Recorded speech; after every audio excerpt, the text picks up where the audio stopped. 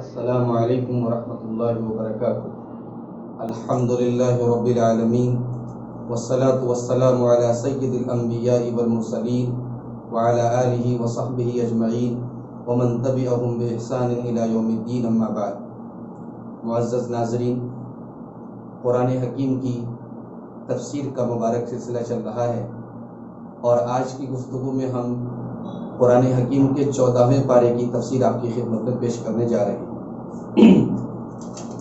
14ویں پارے کے آغاز میں سورہ ہجر کی 2 اور 3 آیت میں اللہ رب العالمین نے یہ ذکر کیا کہ ایک ایسا دن بھی آئے گا جب اللہ تعالیٰ کا انکار کرنے والے، رسولوں کا انکار کرنے والے یہ تمنا اور آرزو کریں گے کہ کاش ہم بھی مسلمان ہوتے۔ فرمایا ربما یود الذین کفروا لو کانوا مسلمین، کہ ایک ایسا دن بھی آئے گا کہ یہ کافر یہ تمنا کریں گے کہ کاش ہم مسلمان ہوتے۔ پھر اللہ نے فرمایا ذرہم یأکلوا ویتمتعوا ویلہہم الامل فسوف یعلمون، اے نبی آپ ان کو چھوڑ دیجئے، یہ کھاتے رہیں، موج مستی کرتے رہیں، اور لمبی چوڑی امیدیں ان کو غافل رکھیں، فسوف یعلمون، ان قریب یہ اپنے انجام کو جان لیں گے۔ محترم ناظرین، ان دونوں آیتوں میں پہلی بات تو یہ معلوم ہوئی کہ دنیا میں انسان ایمان کا راستہ نہیں اپناتا، لیکن آخرت میں جب وہ یہ دیکھے گا کہ اہل ایمان کو ان کے ایمان کا جو ثمرہ اور جو بدلہ ملے گا، اس کو دیکھ کر کے کفار کے منہ سے یہ آرزو نکلے گی کہ کاش ہم مسلمان ہوتے اور آج ہمارا اتنا برا انجام نہ ہوتا۔ دوسری بات یہ معلوم ہوئی کہ زندگی صرف کھانے پینے اور انجوائے کرنے کا نام نہیں ہے۔ یہ ایک کافر کی زندگی تو ہو سکتی ہے، یہ ایک ملحد کی زندگی تو ہو سکتی ہے، یہ ایک بے دین کی زندگی تو ہو سکتی ہے، لیکن ایک مومن کی زندگی کا ٹارگٹ صرف کھانا پینا، موج مستی کرنا اور لمبی چوڑی امیدیں باندھنا یہ نہیں ہے۔ ایک مومن دنیا کے اندر زندگی گزارتا ہے، لیکن اپنا ٹارگٹ آخرت کو بناتا ہے۔ وہ دنیا کی زندگی کو سب کچھ نہیں سمجھتا، بل تؤثرون الحیات الدنیا والآخرۃ خیر وابقیٰ، وہ دنیا کی زندگی کو ترجیح نہیں دیتا، بلکہ وہ آخرت کی زندگی کو زیادہ پائیدار سمجھتا ہے اور آخرت کی تیاری کرتا ہے۔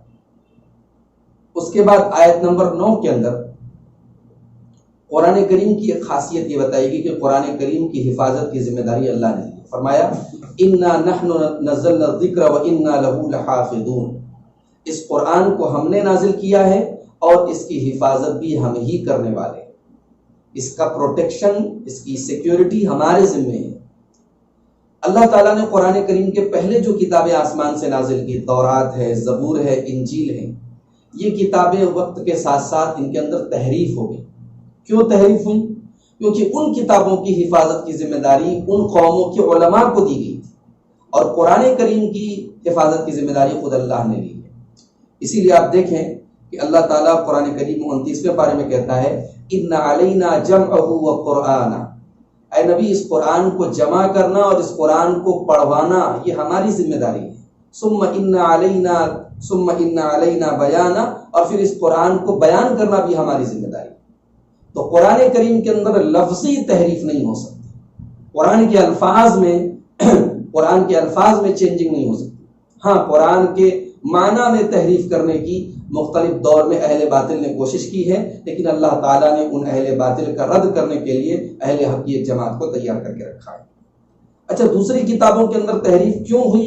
کیونکہ ان کے علماء کو ان کی حفاظت کی ذمہ داری دی گئی، جیسا کہ اللہ تعالیٰ نے سورہ مائدہ کی آیت نمبر 44 میں فرمایا کہ انا انزلنا التوراۃ فیہا ھدی ونور، ہم نے تورات کو نازل کیا، تورات کے اندر ہدایت ہے اور روشنی ہے، یحکم بہا النبیون الذین اسلموا للذین ہادوا، اور اس تورات کی روشنی میں یہودیوں کے معاملات کا فیصلہ اللہ کے نبی لوگ کرتے تھے، والربانیون اور اللہ والے کرتے تھے، والاحبار اور یہودیوں کے علماء کرتے تھے، بما استحفظوا من کتاب اللہ، کیونکہ ان کو اللہ کی کتاب کی ذمہ داری دی گئی تھی۔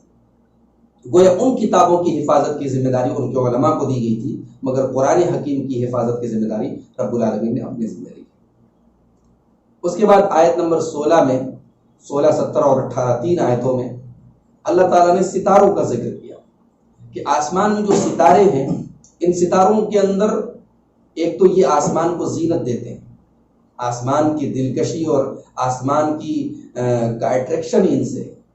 اور دوسرا فائدہ ان سے یہ ہے کہ جو جنات وغیرہ چوری چپ کے فرشتوں کی بات سننے کے لیے جاتے ہیں تو یہ ستارے ان کو مارنے کا کام کرتے ہیں. اللہ نے فرمایا وَلَقَدْ جَعَلْنَا فِي السَّمَاءِ بُرُوجًا وَزَيَّنَّاهَا لِلنَّاظِرِينَ. ہم نے آسمان میں ستارے بنائے اور ان ستاروں کو ہم نے دیکھنے والوں کے لیے مزین کیا. وَحَفِظْنَاهَا مِنْ كُلِّ شَيْطَانٍ رَجِيمٍ. اور ہم نے ان ستاروں کو ہر مردود شیطان سے محفوظ رکھا. إِلَّا مَنِ اسْتَرَقَ السَّمْعَ. سوائے ان کے جو چوری چپ کے سننے کی کوشش کرتے ہیں. فَأَتْبَعَهُ شِهَابٌ مُبِينٌ. چنانچہ اس کے پیچھے کوئی روشن شعلہ اور روشن چمکنے والا ستارہ ان کے پیچھے لگ جاتا ہے. صحیح بخاری کتاب التوحید حدیث نمبر 7561 میں یہ حدیث موجود ہے کہ اما عائشہ رضی اللہ تعالیٰ عنہ کہتی ہیں کہ اللہ کے نبی صلی اللہ علیہ وسلم سے کچھ صحابہ نے کاہنوں کے بارے میں پوچھا کہ جو بھوشیہ کے بارے میں مستقبل کے بارے میں بتاتے ہیں. جو یہ کاہن ہوتے ہیں یا پامسٹ ہوتے ہیں تو یہ ہاتھوں کی ریکھائیں دیکھ کے لکیریں دیکھ کر لوگوں کا مستقبل بتاتے ہیں. ان کے بارے میں اللہ کے رسول سے پوچھا گیا تو اللہ کے رسول نے فرمایا انہم لیسوا بشیء. ان لوگوں کی کوئی حقیقت نہیں ہے, بیکار ہیں یہ لوگ. تو صحابہ نے کہا کہ اللہ کے رسول فإنہم یحدثون بالشیء یکون حقا. کبھی کبھی یہ لوگ کوئی بات کہتے ہیں اور وہ بات برحق ہو جاتی ہے, صحیح ہو جاتی ہے. تو اللہ کے پیارے نبی صلی اللہ علیہ وسلم نے فرمایا تلک الکلمۃ من الحق یخطفها الجن. وہ جو حق بات ہوتی ہے نا اس کو وہ جن جو ہوتا ہے, جنی جو ہوتا ہے, اس کو اچک کے لے آتا ہے. فیقررها فی اذن ولیہ. اور دنیا میں جو اس کا گرو ہوتا ہے, جو اس کا گارجین ہوتا ہے اس جنات کا, جو شیطان اس کا گارجین ہوتا ہے, اس کے کان میں وہ بات جا کے ڈال دیتا ہے. کرکرت الدجاجہ, جیسے مرغی کٹ کٹ کٹ کٹ کرتی ہے ویسے اس کے کان میں جا کے کٹ کٹ کٹ کرتا ہے. فَيَخْلِطُونَ فِيهِ أَكْثَرَ مِنْ مِئَةِ كَذْبًا. اور اس ذرا سی سچی بات میں وہ جو کاہن ہوتا ہے وہ 100 جھوٹی باتیں ملا کر کے لوگوں کو بیان کرتا ہے. تو صحیح بخاری کی حدیث سے معلوم ہوا کہ کاہنوں کی جو بعض باتیں صحیح ہوتی ہیں تو وہ انہی جنات کی حرکت ہوتی ہے جو چوری چپ کے ملائے اعلیٰ کی اور فرشتوں کی باتیں سنتے رہتے ہیں, حالانکہ ان کی اتنی باتیں سننے پر بھی وہ ستاروں کے ذریعے ان کو مار پڑتی ہے. اس کے بعد آیت نمبر 19 میں اللہ تعالیٰ نے ایک بڑی پیاری بات بتائی. فرمایا وَأَنبَتْنَا فِيهَا مِن كُلِّ شَيْءٍ مَوْزُونٍ. ہم نے زمین میں جتنی چیزیں اگائی ہیں ہر چیز ایک توازن کے ساتھ, ایک بیلنس کے ساتھ اگائی ہے. آپ دیکھیں کہ اللہ تعالیٰ کی یہ پوری کائنات جو ہے یہ بہت ہی ویل بیلنسڈ ہے. پوری کائنات میں ایک توازن ہے, پوری کائنات میں ایک اعتدال ہے. اگر یہ بیلنس ختم ہو جائے, یہ توازن ختم ہو جائے تو کائنات کا حسن بھی ختم ہو جائے اور کائنات کا پورا سسٹم تو ہوبالا ہو جائے. تو رب العالمین کی پوری کائنات ایک توازن, ایک بیلنس اور ایک اعتدال پر قائم ہے. قرآن حکیم کی سائز سے معلوم ہوا. اس کے بعد آیت نمبر 26 اور 27 میں انسانوں اور جنات کی تخلیق کا ذکر کیا کہ انسان کس چیز سے پیدا ہوئے اور جنات کس چیز سے پیدا ہوئے. فرمایا وَلَقَدْ خَلَقْنَا الْإِنسَانَ مِنْ صَلْصَالٍ مِّنْ حَمَإٍ مَّسْنُونٍ. ہم نے انسان کو سڑے ہوئے گارے کی کھنکھناتی مٹی سے پیدا کیا. اصل میں سلسال بولتے ہیں کھنکھناتی ہوئی مٹی کو, اور حمئی مسنون کہتے ہیں سڑا ہوا گارا. تو یعنی سڑے ہوئے گارے سے مٹی کو تیار کیا گیا اور وہ مٹی جب کھنکھنانے لگی اس سے انسان کو پیدا کیا. کہیں قرآن میں کہا گیا کہ ہم نے انسان کو تراب یعنی سوکھی مٹی سے پیدا کیا, کہیں کہا گیا کہ ہم نے انسان کو تین یعنی گیلی مٹی سے, کیچڑ سے پیدا کیا. تو یہ اصل میں الگ الگ مرحلے ہیں. پہلے سوکھی مٹی تھی, پھر وہ گیلی مٹی ہوئی, پھر وہ کھنکھنانے لگی, پھر وہ جب پک گئی تو اس کو فخار کہا گیا. تو یہ الگ الگ مرحلوں کے بعد اس مٹی سے رب العالمین نے حضرت آدم علیہ السلام کو پیدا کیا. تو فرمایا کہ وَلَقَدْ خَلَقْنَا الْإِنسَانَ مِنْ صَلْصَالٍ مِّنْ حَمَإٍ مَّسْنُونٍ. ہم نے انسان کو سڑے ہوئے گارے کی کھنکھناتی ہوئی مٹی سے پیدا کیا. وَالْجَانَّ خَلَقْنَاهُ مِنْ قَبْلُ مِنْ نَارِ السَّمُومِ. اور ہم نے جنات کو اس کے پہلے پیدا کیا بھڑکتی ہوئی آگ سے. من نار السموم, ہم نے جنات کو بھڑکنے والی آگ سے پیدا کیا. گویا جنات کی پیدائش آگ سے ہوئی اور حضرت آدم کی اور انسانوں کی تخلیق مٹی سے ہوئی اور فرشتوں کی تخلیق جیسا کہ صحیح حدیث میں نور سے ہوئی. اس کے بعد آیت نمبر 39 اور 40 میں شیطان کا ایک قول نقل کیا گیا. فرمایا قال رب بما اغويتني لأزينن لهم في الارض ولأغوينهم اجمعين. شیطان نے کہا کہ اے میرے رب، تو نے مجھے سرکش قرار دیا، مجھے دھتکار دیا، تو اب میں ایک وعدہ کرتا ہوں، میں قسم کھاتا ہوں لَأُزَيِّنَنَّ لَهُمْ فِي الْأَرْضِ، کہ میں تیرے بندوں کے لیے گناہوں کو کام میں دنیا میں سجاؤں گا، گناہوں کے کام کو، برے کاموں کو مزین کروں گا، اٹریکٹیو کروں گا، وَلَأُغْوِيَنَّهُمْ أَجْمَعِينَ، اور تیرے سارے بندوں کو بہکاؤں گا، إِلَّا عِبَادَكَ مِنْهُمُ الْمُخْلَصِينَ، بس تیرے چند چنے ہوئے بندے ہوں گے، مخلصین، تیرے کچھ خالص چھٹے ہوئے بندے، چنے ہوئے بندے، الگ کیے ہوئے بندے، سلیکٹڈ بندے۔ یہ جو مخلصین ہے، یہ اخلاص، اسی سے اخلاص بنا ہے۔ گویا اگر انسان کے اندر اخلاص پیدا ہو جائے تو شیطان کا حملہ اس کے اوپر نہیں چل سکتا۔ شیطان کا سب سے پہلا جو حملہ ہوتا ہے وہ انسان کی نیت پر ہوتا ہے۔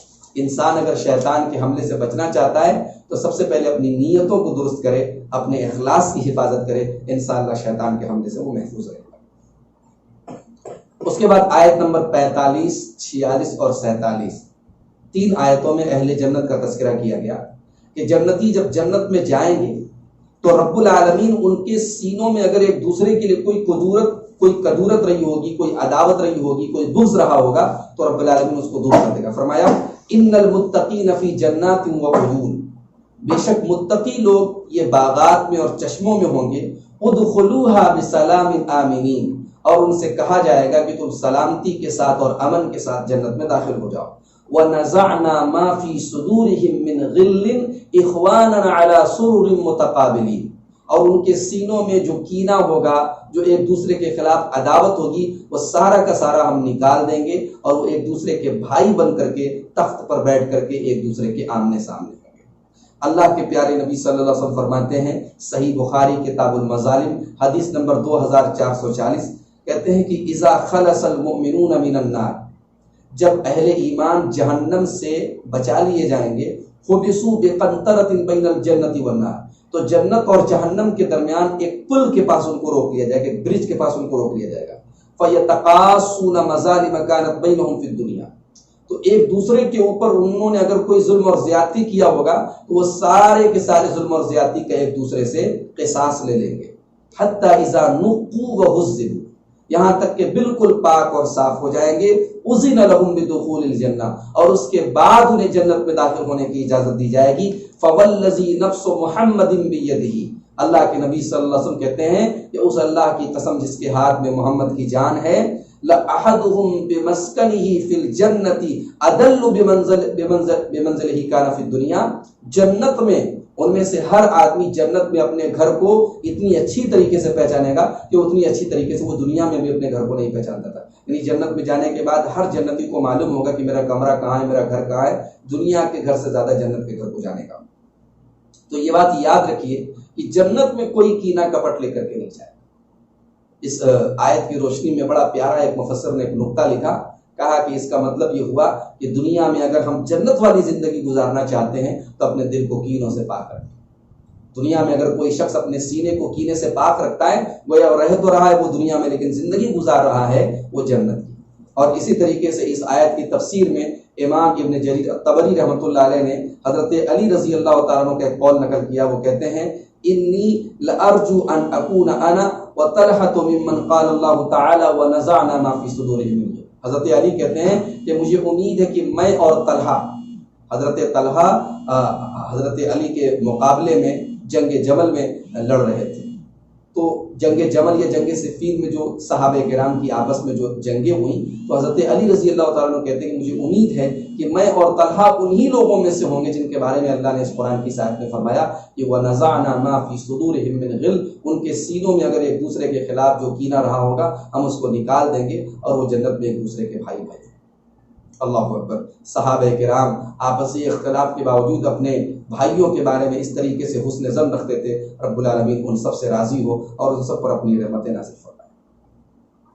اس کے بعد آیت نمبر 72 میں حضرت لوط علیہ السلام کی قوم کا تذکرہ کیا گیا۔ آپ جانتے ہیں کہ حضرت لوط علیہ السلام کی جو قوم تھی یہ ایک انتہائی گھناؤنے جرم کی مرتکب تھی، اور اغلام بازی یعنی مرد کا مرد کے ساتھ جسمانی تعلق جو تھا وہ اس قوم کی برائی تھی۔ تو اللہ تعالیٰ نے اپنے نبی کی قسم کھاتے ہوئے فرمایا لَعَمْرُكَ إِنَّهُمْ لَفِي سَكْرَتِهِمْ يَعْمَهُونَ، اے میرے نبی آپ کی زندگی کی قسم، آپ کی جان کی قسم، یہ لوگ اپنی بدمستی میں اپنے نشے میں اندھے ہو گئے۔ اس سے ایک بات تو یہ معلوم ہوئی کہ اللہ کے نظر میں اللہ کے رسول صلی اللہ علیہ وسلم کا کیا مقام۔ پورے قرآن میں اللہ نے کسی اور کی زندگی کی قسم نہیں کھائی ہے، یہ ہمارے پیارے نبی صلی اللہ علیہ وسلم کا اللہ کے یہاں یہ اونچا مقام اور مرتبہ ہے کہ پورے قرآن میں اللہ نے اگر کسی کی زندگی کی قسم کھائی ہے تو اپنے پیارے نبی صلی اللہ علیہ وسلم کی زندگی کی قسم کھائی۔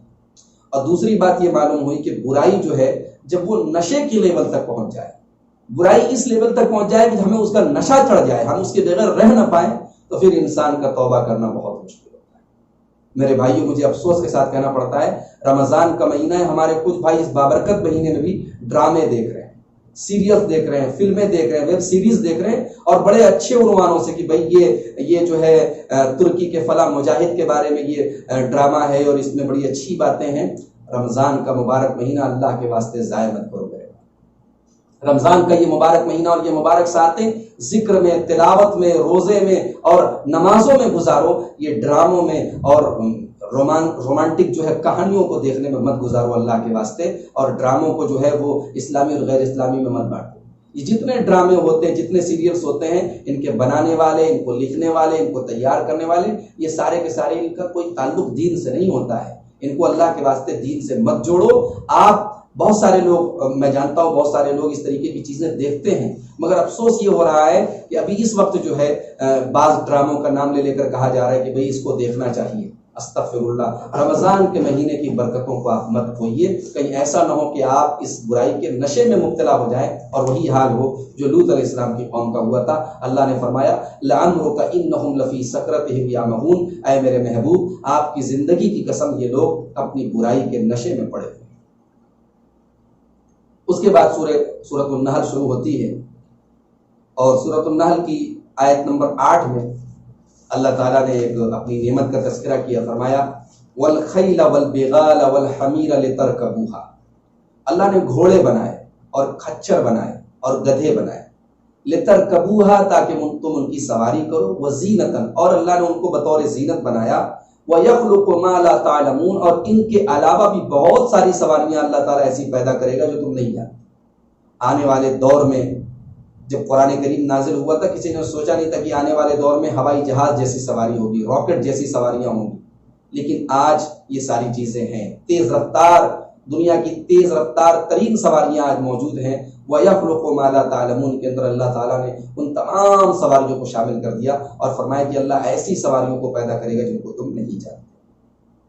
اس کے بعد آیت نمبر 20 اور 21 میں اللہ تعالیٰ نے مشرکوں کے اوپر ایک رد کیا ہے، چاہے وہ مشرک یعنی پتھر کے بت بنا کر کے ان کی عبادت کر رہے ہوں، کسی زندہ کے آگے سجدہ کر رہے ہوں، کسی قبر کے آگے سجدہ کرو، تمام قسم کے مشرکوں کے اوپر اللہ تعالیٰ نے رد کیا۔ اللہ نے فرمایا وَالَّذِينَ يَدْعُونَ مِن دُونِهِ لَا يَخْلُقُونَ شَيْئًا وَهُمْ يُخْلَقُونَ، اللہ کو چھوڑ کر کے تم جن کو پکارتے ہو وہ کوئی چیز پیدا نہیں کر سکتے، they create nothing، کوئی چیز پیدا نہیں کر سکتے۔ وَهُمْ يُخْلَقُونَ بلکہ وہ خود پیدا کیے ہیں، اموات غیر احیاء اور حقیقت میں وہ مردہ ہیں، وہ زندہ نہیں ہیں۔ اب یہ آیت جو ہے یہ قبر پرستوں کے اوپر بھی بہت بڑا رد ہے، جو یہ کہتے ہیں کہ قرآن کی آیتیں تو بتوں کے بارے میں۔ یہاں آپ دیکھیے کہ باقاعدہ صاف صاف کہا جائے اموات وہ مردہ ہیں، یعنی مشرکین کے یہاں بھی مردوں کو پکارنے کا رواج تھا اور بہت سارے مرے ہوئے لوگوں کی وہ بت بنا کر کے بھی پوچھتے تھے مشرکین مکہ۔ تو صاف صاف کہا گیا کہ جو مر چکے، جو دنیا سے جا چکے، جو اللہ کو پیارے ہو چکے، اموات وہ مر چکے ہیں، غیر احیاء وہ زندہ نہیں ہیں، وما یشعرون ایان یبعثون ان کو تو یہ بھی نہیں معلوم کہ وہ کب اٹھائے جائیں، کب ان کا حشر ہوگا، کب کس دن قیامت قائم ہوگی، ان کو یہ نہیں معلوم، اور تم ان منو مٹی نیچے وہ دفن ہے اور تم ان کی قبروں پہ جا کر کے ان کو پکار رہے ہو اور ان کو مشکل کشا سمجھ رہے ہو۔ ہر قسم کے شرک پر میرے بھائیوں یہ آیت کریمہ بالکل صاف رد ہے۔ اگر اس کے بعد بھی کوئی آدمی اپنے شرک سے توبہ نہ کرے تو اللہ تعالیٰ ایسے آدمی کو اللہ تعالیٰ ہی ہدایت دے، ایسے آدمی کے بارے میں اور کیا کہا جا سکتا ہے۔ اس کے بعد آیت نمبر 35 میں مشرکین کے ایک مغالطہ کا رد کیا۔ مشرکین کہتے تھے کہ ہم جو یہ شرک کرتے ہیں، اگر اللہ تعالیٰ کو یہ شرک پسند نہیں ہے تو اللہ ہم کو کرنے کیوں دے رہا ہے، ہمیں روک کیوں نہیں رہا ہے، ہم شرک کر رہے ہیں اس کا مطلب اللہ اس سے راضی ہے۔ آئیے ذرا دیکھتے ہیں ان کا یہ مغالطہ. اللہ فرماتا ہے وقال الذين اشركوا لو شاء الله ما عبدنا من دونه من شيء. مشرکین کہتے ہیں کہ اگر اللہ چاہتا تو ہم اللہ تعالیٰ کے علاوہ کسی کی عبادت نہ کرتے. نحن ولا آباؤنا، نہ ہم کرتے نہ ہمارے باپ دادا کرتے. ولا حرمنا من دونه من شيء، اور اللہ تعالیٰ کے حکم کے بغیر ہم کسی چیز کو حرام قرار نہ دیتے. كذلك فعل الذين من قبلهم، اے نبی ان کے پہلے بھی لوگوں نے یہی سب کام کیے تھے. فحل علی الرسول الا البلاغ المبین، ہمارے رسولوں کا کام تو بس پہنچا دینا. تو گویا اللہ تعالیٰ نے اس آیت کریمہ میں ان کے اس مغالطہ کا ذکر کیا کہ وہ یہ مغالطہ دیتے ہیں کہ بھئی ہم شرک کرتے ہیں تو اللہ ہمیں روکتا کیوں نہیں. تو جواب یہ ہے کہ اللہ تعالیٰ تمہارے شرک سے اگر راضی ہوتا، نعوذ باللہ، تو اللہ تعالیٰ اپنے رسولوں کو کیوں بھیجتا؟ اللہ نے دنیا میں جتنے رسول بھیجے سارے رسولوں نے اپنی اپنی قوموں کو شرک سے روکا. تو شرک سے روکنے کا مطلب یہ ہوا کہ اللہ شرک سے راضی نہیں تھا. اگر راضی ہوتا تو رسولوں کو بھیج کر کے روکنے کی کیا ضرورت تھی؟ ہاں اللہ نے جبرن و قہرن نہیں روکا، ہاتھ نہیں پکڑا لوگوں کو، روکا نہیں کہ تم شرک مت کرو، کیونکہ اللہ تعالیٰ نے اختیار دیا ہے دنیا میں. اور اختیار کی یہ آزادی اللہ نے اسی لیے دی ہے تاکہ آزمائش پوری ہو. اگر اختیار نہ ہوتا تو آزمائش کا کوئی مطلب نہیں ہوتا. تو اللہ نے اختیار بھی دیا ہے اور رسولوں کو بھی بھیج دیا ہے تاکہ اتمام حجت ہو جائے. اب جو لوگ شرک کریں گے ان کو ان کے شرک کا جو سزا ہے وہ انشاءاللہ آخرت میں ملے گی. اس کے بعد آیت نمبر 43 میں اللہ تعالیٰ نے یہ فرمایا کہ جتنے رسول آئے وہ سارے کے سارے مرد آئے، کوئی عورت کو رسول بنا کر کے نہیں بھیجا گیا. فرمایا وَمَا أَرْسَلْنَا مِن قَبْلِكَ إِلَّا رِجَالًا نُوحِي إِلَيْهِمْ فَاسْأَلُوا أَهْلَ الذِّكْرِ إِن كُنتُمْ لَا تَعْلَمُونَ. فرمایا کہ تم سے اے نبی، آپ سے پہلے ہم نے جتنے رسول بھیجے سارے کے سارے رسول ہم نے مردوں کو بنا کر بھیجے. معلوم یہ ہوا کہ سارے رسول انسان تھے اور سارے رسول مرد تھے. اور پھر فرمایا فَاسْأَلُوا أَهْلَ الذِّكْرِ إِن كُنتُمْ لَا تَعْلَمُونَ.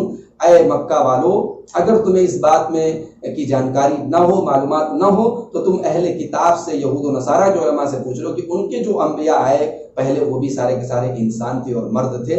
تو قرآن کریم کی اس آیت سے 3 مسئلے ثابت ہوئے.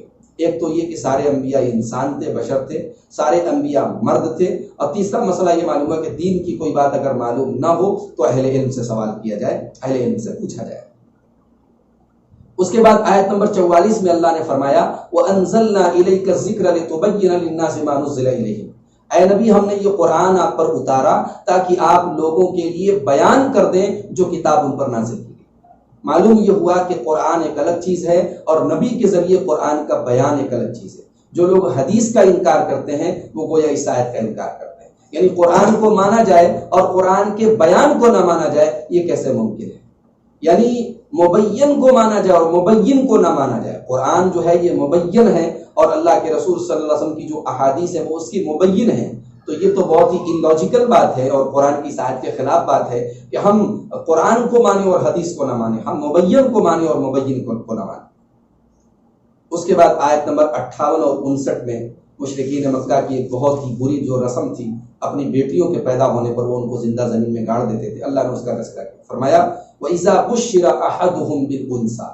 جب ان کو بشارت سنائی جاتی ہے ان میں سے کسی کو کہ تمہارے گھر میں بیٹی پیدا ہوئی ہے.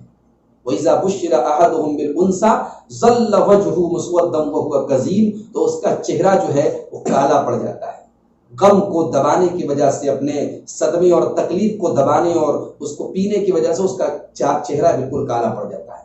يَتَوَارَىٰ مِنَ الْقَوْمِ مِنْ سُوءِ مَا بُشِّرَ بِهِ. اور لڑکی کا وہ باپ اپنے آپ کو اپنی قوم سے چھپاتا پھرتا ہے.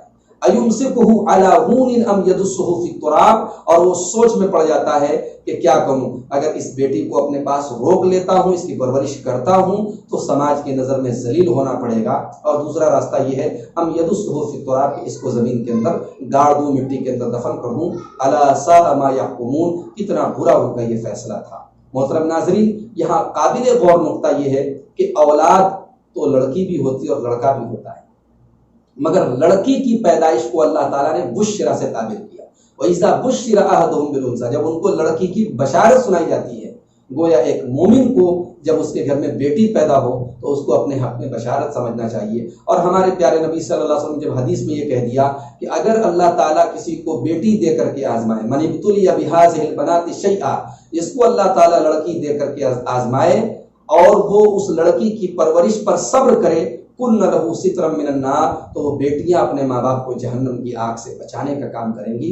لہٰذا بیٹیوں کی پرورش پر، بیٹیوں کے پیدا ہونے پر غم ظاہر کرنا یہ جاہلیت کے دور کی پیداوار ہے، اور بیٹی کی پیدائش پر خوش ہونا اور ایک دوسرے کو مبارکباد دینا یہ ایک مومن کی علامت ہے، اور یہ پیارے نبی کا کلمہ پڑھنے والے کی نشانی ہے۔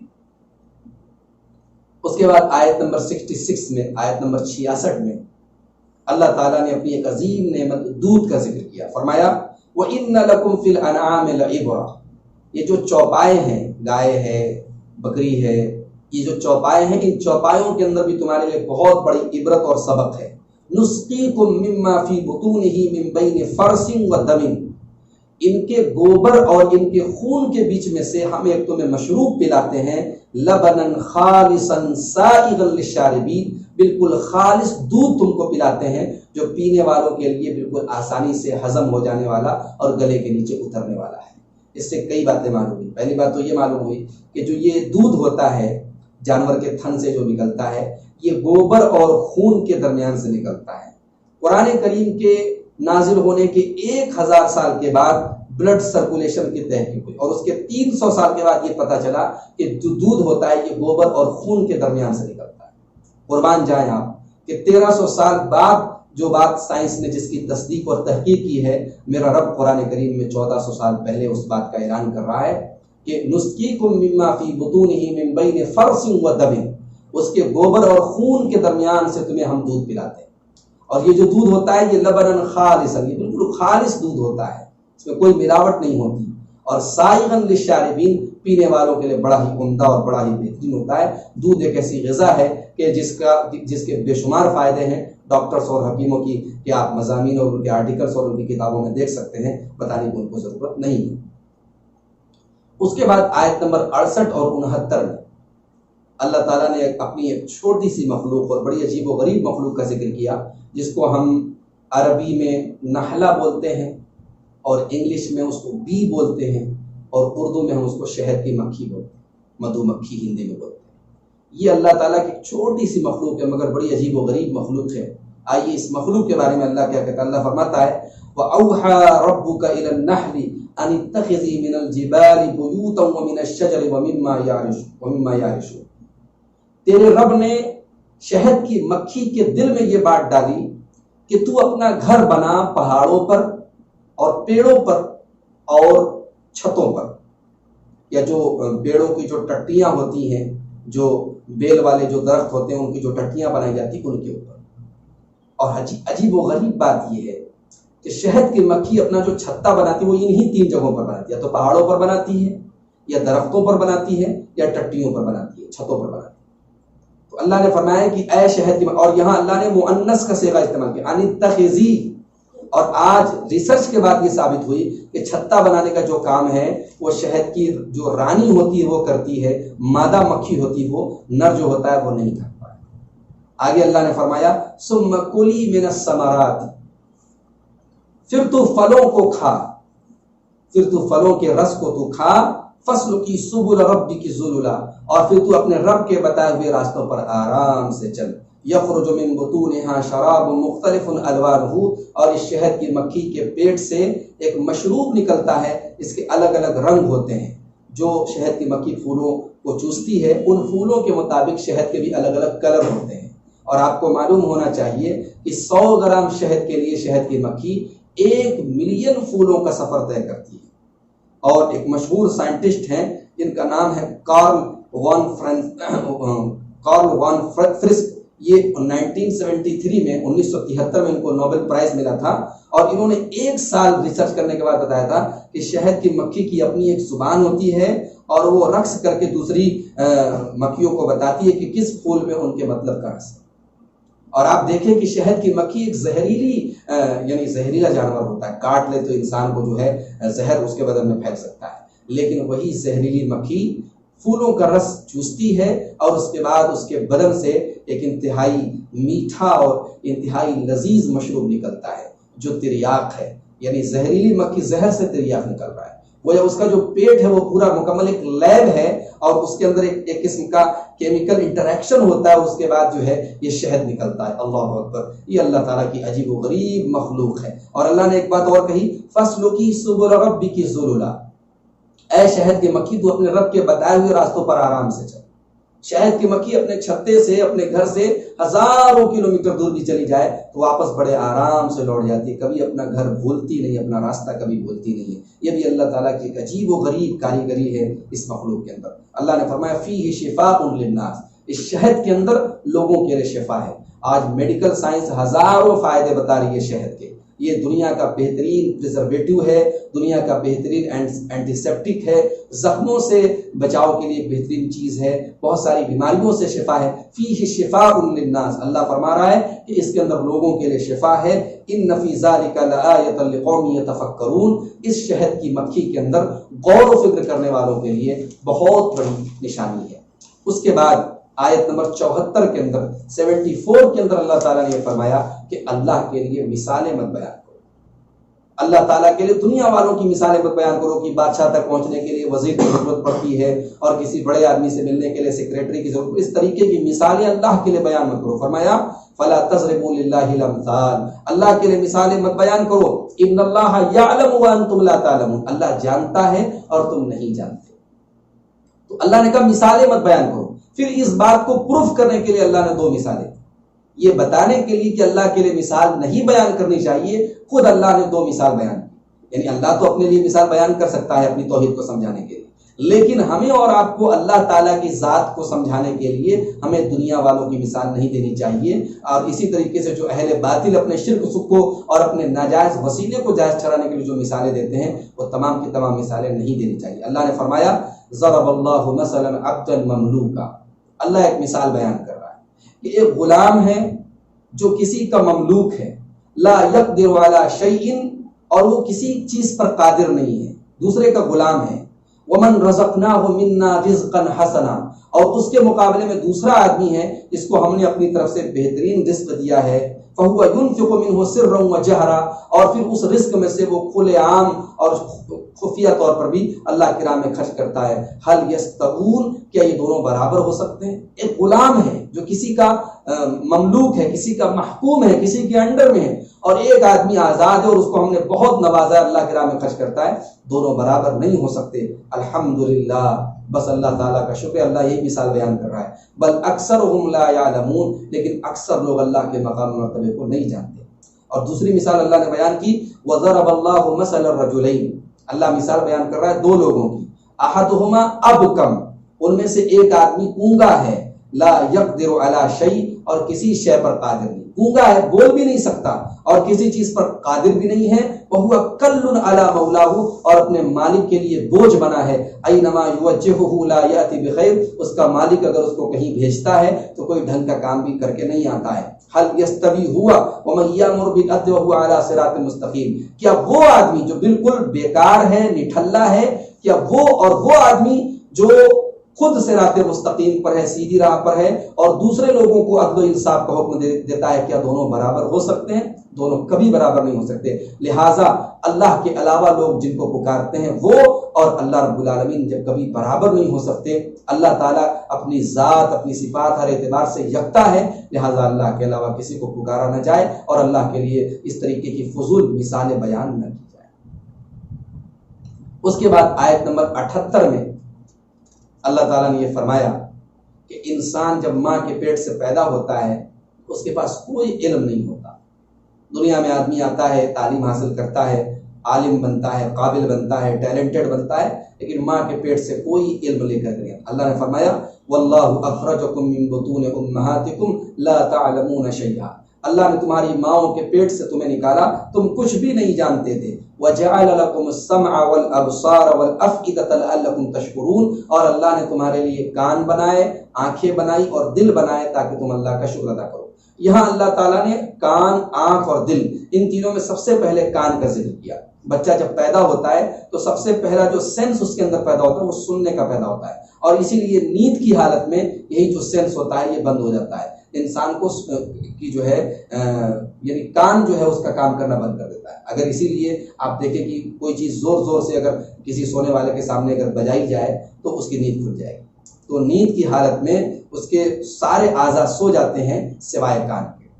کان جو ہے وہ جاگتا رہتا ہے. معاف کیجیے گا میں نے اس کا تھوڑا الٹا کہہ دیا تھا. سونے کے ٹائم کان کے علاوہ سارے اعضاء سو جاتے ہیں لیکن کان جاگتا رہتا ہے. اس لیے اگر آپ زور سے کوئی چیز بجا دیں تو سونے والے کی نیند کھل جاتی ہے. تو سب سے پہلی جو قوت انسان کے اندر پیدا ہوتی ہے وہی کان کی قوت پیدا ہوتی ہے.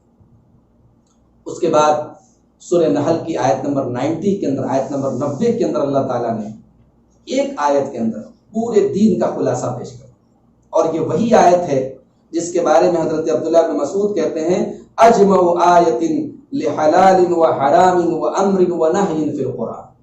یہ آیت قرآن کے اندر حلال اور حرام کو اور امر اور نہی کو جمع کرنے والی سب سے جامع آیت. یہ سورہ نحل کی آیت نمبر 90 ہے. اللہ نے فرمایا ان اللہ یأمر بالعدل والاحسان وایتاء ذی القربى. اللہ تم کو 3 چیزوں کا حکم دیتا ہے. وینہا عن الفحشاء والمنکر والبغی. اور اللہ 3 چیزوں سے تمہیں روکتا ہے. یعظکم لعلکم تذکرون. اور اللہ تم کو یہ نصیحت اس لیے کر رہا ہے تاکہ تم نصیحت حاصل کرو. کون سی 3 چیزوں کا اللہ حکم دیتا ہے؟ نمبر 1 احسان بالعدل. ان اللہ یامر بالعدل. اللہ عدل کا حکم دیتا ہے. عدل کا مطلب یہ ہے کہ جس کا جو حق ہو وہ دیا جائے. اب اس میں سارے حقوق آ گئے. اولاد کو اس کا حق دیا جائے، ماں باپ کو اس کا حق دیا جائے، پڑوسی کو اس کا حق دیا جائے، رشتہ دار کو اس کا حق دیا جائے، کاروبار کرنے والا تاجر جو ہے وہ خریدنے والے کو اس کا حق دے، بیچنے والا خریدنے والے کو اس کا حق دے. سارے حقوق اس کے اندر آ گئے. ان اللہ یامر بالعدل. اللہ تعالیٰ تمہیں حکم دیتا ہے عدل کا. اور جب عدل کی بات آئی تو ایک بات یاد رکھیے، جب سارے حقداروں کو ان کا حق دیا جائے تو سب سے بڑا جو حق ہے وہ اللہ تعالیٰ کا حق ہے، عبادت کا حق ہے، توحید کا حق ہے. لہذا وہ اسی کو دیا جائے، اس کے ساتھ شرک نہ کیا جائے. لہذا کائنات کا سب سے بڑا عدل جو ہے وہ توحید ہے، اور کائنات کا سب سے بڑا جو ظلم ہے وہ شرک ہے. تو پہلی چیز جس کا اللہ حکم دے رہا ہے عدل کا حکم دے رہا ہے. والاحسان. اور اللہ احسان کا حکم دے رہا ہے. عدل تو یہ ہے کہ جس کا جو حق ہے اتنا ہی دیا جائے. احسان یہ ہے کہ حق سے زیادہ دیا جائے. یہ سیکنڈ اسٹیپ ہے. اولاد کو جو اس کا حق ہے وہ دیا جائے، والدین کو جو حق ہے وہ دیا جائے، لیکن احسان یہ کہ ان کے حق سے زیادہ دینے کی کوشش کی جائے. اللہ تعالیٰ عدل کا نہیں احسان کا بھی حکم دیتا ہے. وَإِيتَاءِ ذِي الْقُرْبَى. اور تیسری چیز جس کا اللہ حکم دے رہا ہے اپنے رشتہ داروں کو دینے کا حکم دے رہا ہے. کیا دینے کا اللہ نے کلیئر نہیں کیا. تم کچھ نہیں دے سکتے، 2 میٹھے بول تو بول سکتے ہو، لوگوں کے سکھ دکھ میں کام تو آ سکتے ہو، لوگوں کی پریشانیوں کو دور تو کر سکتے ہو. کوئی ضروری نہیں کہ آپ کروڑ پتیوں اور آپ اپنے رشتہ داروں کو پیسہ بانٹیں. وَإِيتَاءِ ذِي الْقُرْبَى. اپنے رشتہ داروں کو آپ جو بھی بھلائی کا کام ان کے ساتھ کر سکتے ہیں وہ کریں. یہ 3 چیزیں جن کا اللہ حکم دے رہا ہے. اور کن 3 چیزوں سے منع کر رہا ہے؟ وَيَنْهَا عَنِ الْفَحْشَاءِ. اور اللہ ہر ایسے کام سے منع کر رہا ہے جو فحش کام ہو، جو گندا کام ہو، جو عقل کی نظر میں برا ہو، جو شریعتوں کی نظر میں برا ہو. جیسے زنا ہے، جیسے چوری ہے، جیسے اغلام بازی ہے، جیسے بے حیائی ہے. یہ سارے کام عقل بھی برا کہہ رہی ہے، شریعتیں بھی برا کہہ رہی ہیں، اور انسان کی کامن سینس بھی کہہ رہی ہے کہ سارے کام برے ہیں. تو اللہ تعالیٰ فحشا سے روک رہا ہے. والمنکر. اور دوسرے فحشا کے علاوہ، گندے کاموں کے علاوہ جو اور برے کام ہیں وہ سارے کے سارے منکر میں آ گئے. جن کو ہم برا مانتے ہیں، جن کو شریعت برا مانتی ہے، ان برے کاموں سے اللہ تعالیٰ تم کو منع کرتا ہے. والبغی. اور تیسرا کام جس سے اللہ تم کو منع کرتا ہے، کسی پر ظلم کرنے سے، کسی پر زیادتی کرنے سے، کسی کا حق مارنے سے اللہ تم کو منع کرتا ہے. اس طریقے سے قرآن کریم کی یہ آیت سب سے جامع آیت مانی جاتی ہے قرآن کی. اور اس کے اندر جو 3 باتوں کا حکم دیا گیا اور 3 باتوں سے منع کیا گیا، پوری شریعت ان 6 چیزوں کے اندر آ جاتی ہے. رب العالمین سے دعا ہے الہ العالمین ہم سب کو قرآن کریم کو غور سے پڑھنے کی، اسے سننے کی، اسے سمجھنے کی اور اس پر عمل کرنے کی توفیق عطا فرمائے. آمین. وآخر دعوانا ان الحمد للہ رب العالمین. والسلام علیکم ورحمۃ اللہ وبرکاتہ.